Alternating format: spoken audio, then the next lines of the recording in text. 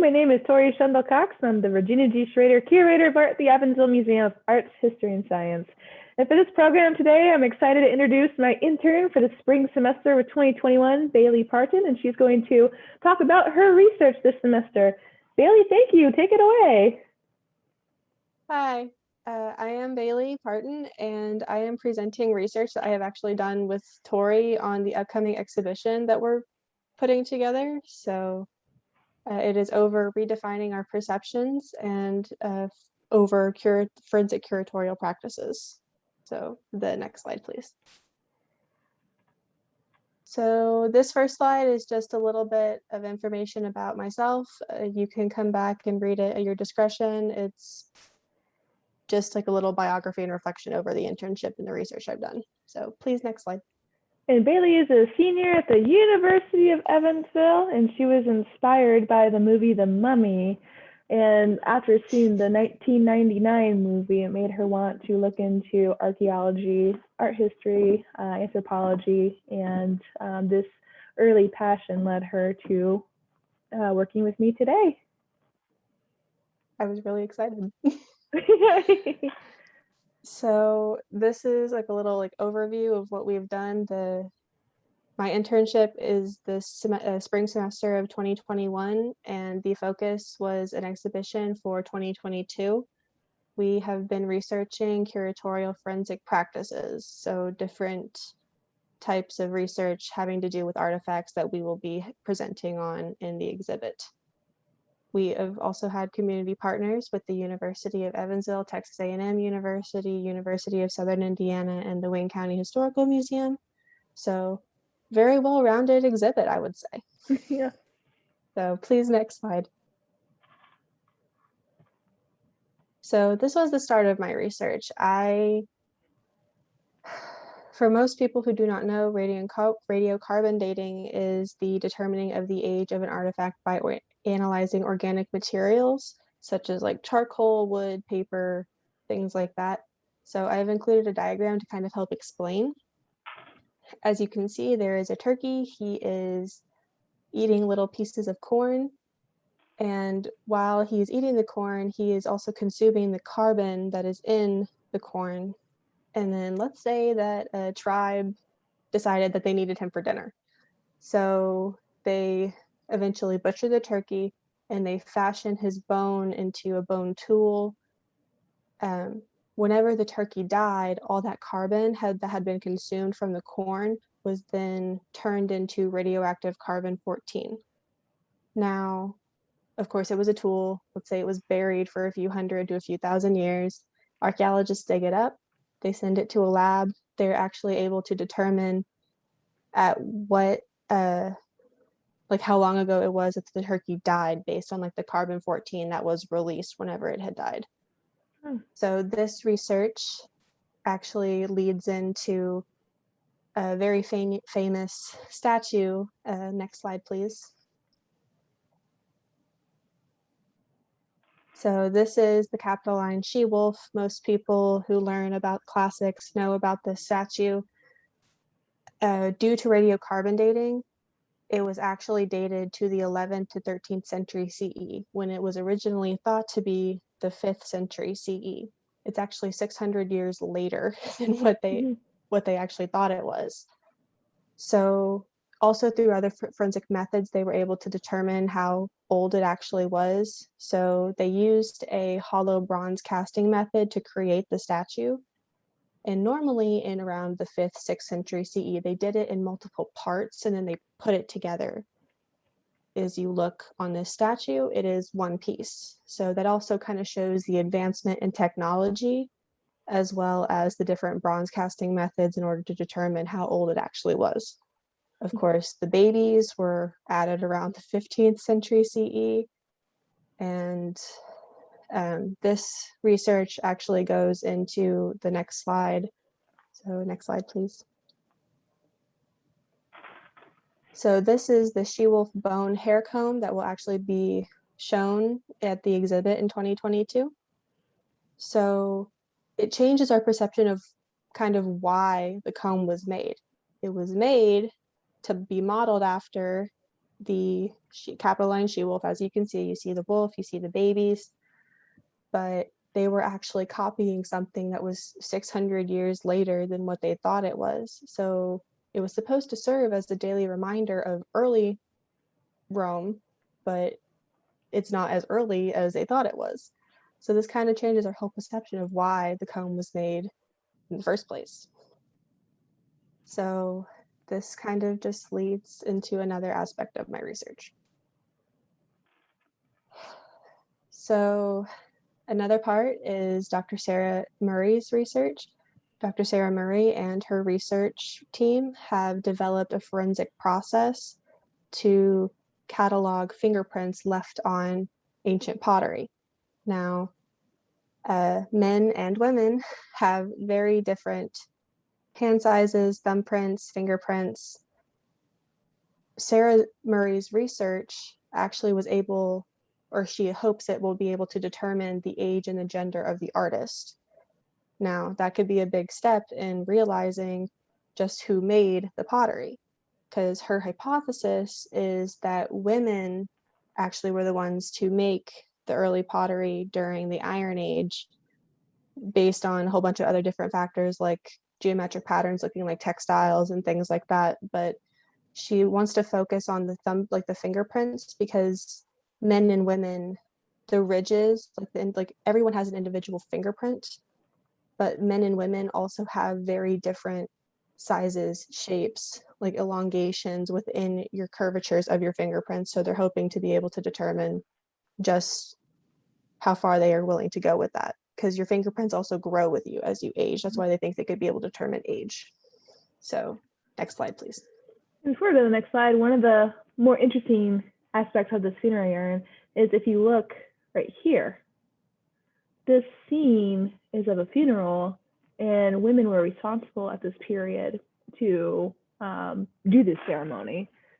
So it makes sense that they were part of either the ceramic process as a whole or even bits and pieces of it, because they're the ones who are doing the ceremony. They're the ones who saw this ceremony. They'll be the ones who will be able to visually depict this ceremony on this vessel. And again, to reiterate what Baylee noted, is up here, who was also in charge of creating the textiles, the women. And these are the patterns that you would see all throughout this vessel, as well as the textiles of the antiquities. So I think there's a very strong case, especially if there's the forensic to back it up. So we're excited to see where this goes.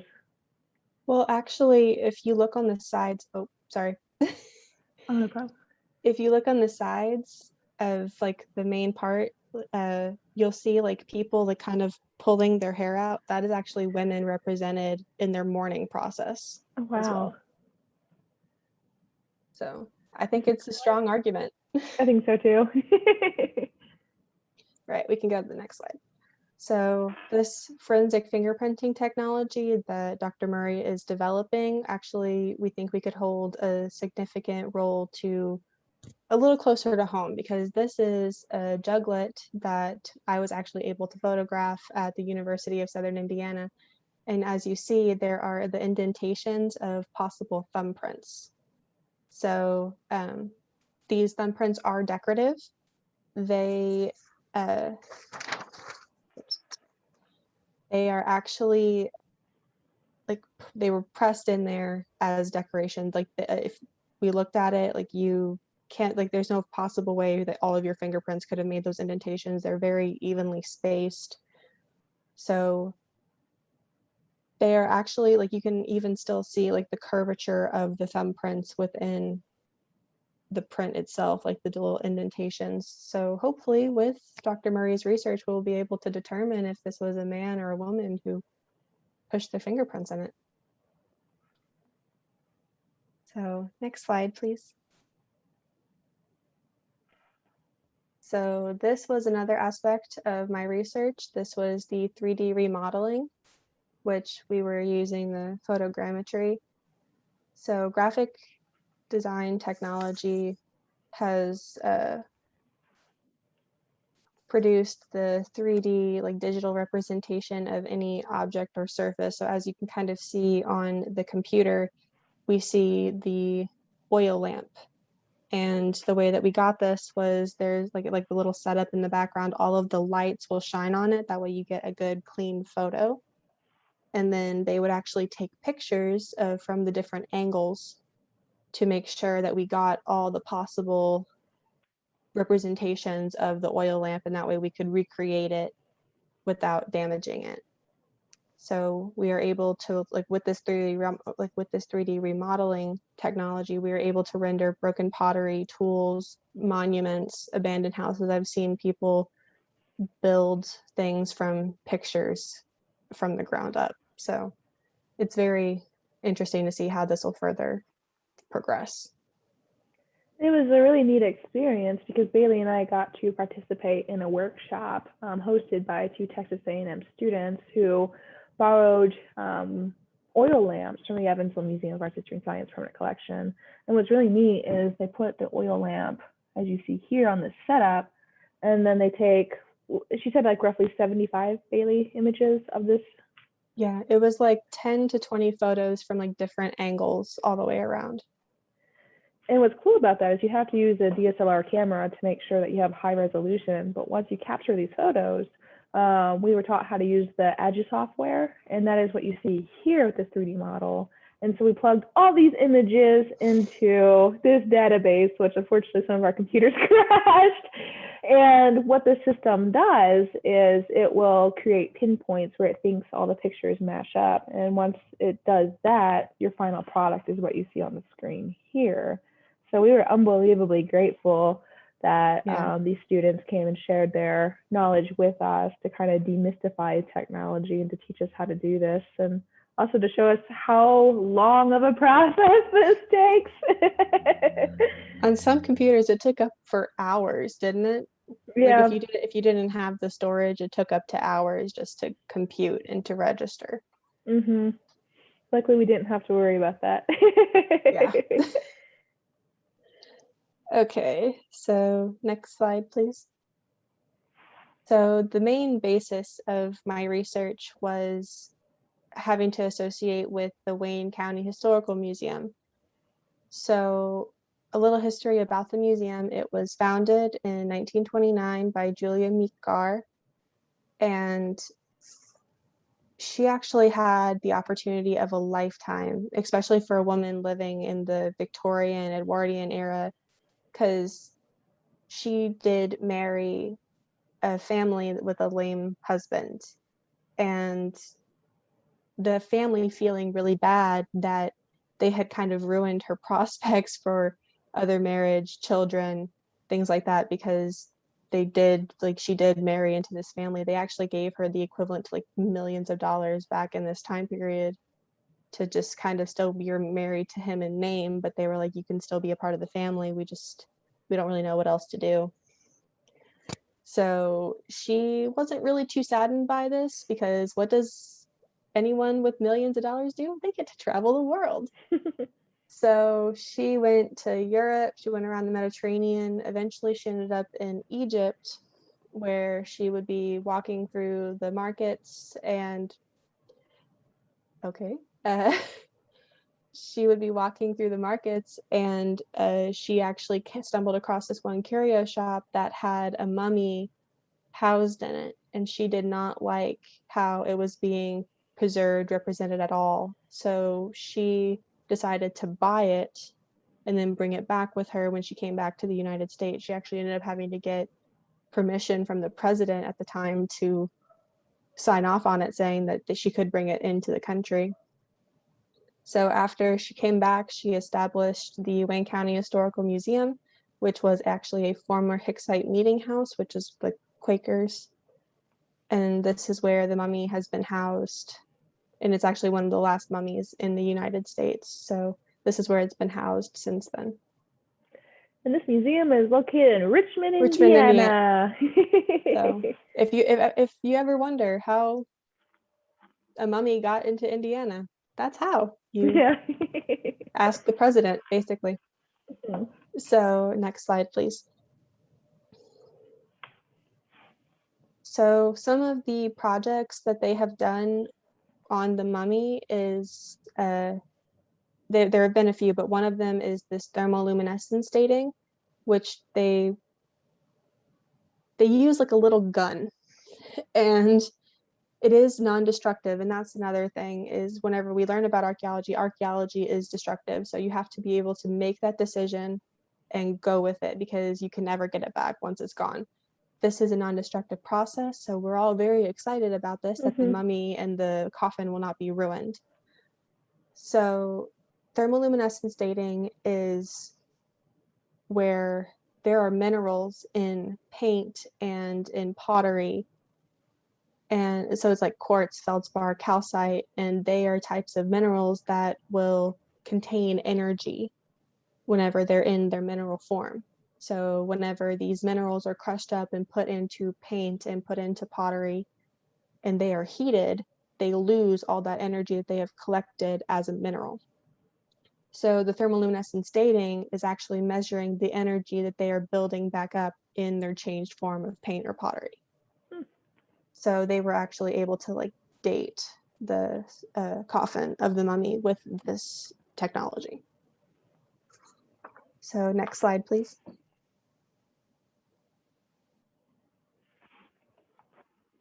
So this is kind of how you can see thermoluminescence dating. It is a little bit different. So you are shining visible light through the paint to make it fluoresce and to see like what minerals, like chemicals in the paint. So as you can see on the side, it like whenever you bring the lights down and they're shining the light through it, one of the minerals is glowing and then the other mineral is not. So original Egyptian blue paint and the dark green actually fluoresce like this blue. And that tells us a lot, actually. So it actually shows that some of the paint has been repaired and it's not using the original recipe. So it's later than whenever the mummy was buried. So next slide, please. So this is kind of like a full chemical analysis that researchers and archaeologists have done over the paint.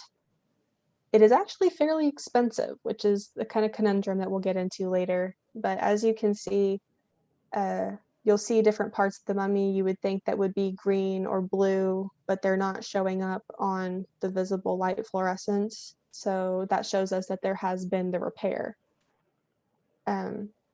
They have actually concluded that they think it was probably the salesperson that Gar bought the mummy from, because it's not a professional job. It was just probably to make the mummy look better in the window whenever people were passing the curio shop, to draw people into it to see, so they could just go see like the mummy in person. So next slide, please. So here's kind of like the conclusion of the Egyptian mummy coffin at the Wayne County Historical Museum. They have concluded that he is male, and the coffin and the mummy themselves are over 3,000 years old. The coffin and the mummy match in years, so they believe that the coffin was the original that the mummy was buried in. There was no swapping out a mummy for another person. There was no making sure that like they were separated. They have stayed together through the 3,000 years that they have been together. Another find is that he is a commoner. Now, when people think commoner, they're poor. Yes, he was fairly poor. So whenever you look at sarcophagi and coffins, it isn't just the rich who had coffins and sarcophagi. The commoners and the poor also did have them. They were not near on a scale of the older ones or the other classes, but they still do have like their decoration, like the paint and everything like that. Now, if you look at the gender of the coffin and the gender of the mummy, they do not match. The mummy itself has a very masculine headdress, whereas the coffin has a very feminine face. So this has actually led the professionals at the museum to believe that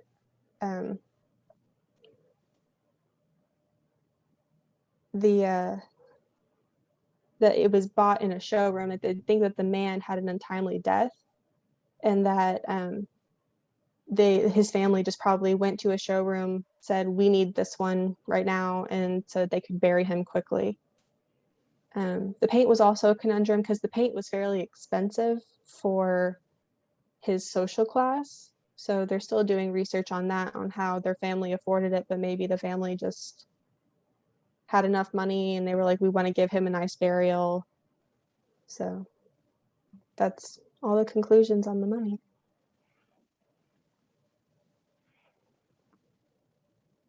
So the main takeaways of this research are that science and art work together to develop understanding of the material culture. We are using forensics to further what we know. Like, these methods that I have presented on are only a small handful in the big, expansive world that archaeologists, museum studies, art historians are using forensic technology to expand their knowledge of what they are researching on. Normally, it's hypothesis. It's like, they did this, they did this, they did this, but we are now actually using the forensics to give the evidence that they are in fact doing this, that we actually have the proof. So we look forward to future discoveries with technological advancement over the years, and hopefully we'll be able to fill in the gaps of everything, like change our perception over time. And hopefully it works, because there will be some resistance, but it's okay. In order to know the truth, we will fight the resistance. That's right. So next slide. And this kind of concludes the end of my research. I would like to thank Tory Schendel for allowing me the opportunity to work with her on this research. It has been a real eye-opening experience. I would also like to thank Dr. Heidi Strobel for getting my foot in the door with this internship. She was the one who helped me find it and helped me reach out to Tory, and I'm really appreciative of her. So the last slide is my works cited, but well, Baylee, we were definitely excited to have you this semester, and it was wonderful to share this experience with you too, of how we create exhibitions, what are the community partnerships that go into it, all the networking and all of the research as well. And it's important to talk about curatorial forensic practices, because while it's not new, it's new in a way that is becoming more accessible to small to mid-sized institutions. Technology is changing, becoming more accessible, and also with those community partners, like we saw with the Wayne County Museum, they partnered with a university to help conduct that research, because like Baylee noted, it's extremely expensive to have all that technology, the scientists behind the process to figure out if the coloring of the pigments match certain chemical compounds analysis. As much as I would love to learn everything, we can't, so we need our partnerships. And so we're just grateful to Baylee for helping us to research this exhibition that will come up in 2022. And essentially it will go over what she talked about and what she's been researching. So it'll be in the John Streetman Third Alcove, and it will talk about curatorial forensic practices, or CFP, and to show the different ways that we can conduct this and why it's important. So Baylee, thank you. You've really been astronomical in that, and we're so grateful for your time and help doing this exhibition. I was grateful for the experience and getting to work with you guys most of all. Well, I always have to ask, was there anything that was challenging for you? Any difficult task that was hard to overcome, and how did you overcome it? I think mine had to be the captions. You gave me the limit of 50 words or less, and it was really hard to write captions over this research that was just in 50 words, having to explain what the dating was, why we were using it, things like that. And I think I did a fairly decent job. I also tried really hard to kind of keep it under the word count, but I don't think I kept it under the word count once. Well, it was a good exercise, because what she's referring to is Sorrell's book, Exhibition Labels, is new implementation in museology. So while the book is a couple years old, museums are capitalizing on Cheryl's research in her book. And the purpose of that is there are theories that say less text could be more. And if you get to the point, you have a better statistical chance of honing in people's perception and understanding and wanting to actually read everything. So I made her practice that exercise. And so I definitely recommend checking out current museological practices and the exhibitions and label competition that the American Alliance of Museum hosts every conference, which you can find on the AAM's website. So that is what she was referring to. So maybe one year we'll see you on the competition side at the annual conference. We'll see. Yeah. Well, Baylee, it's been a pleasure. And thank you so much for sharing your time. And don't be a stranger in the future. I will try not to be. We'll see you. Bye.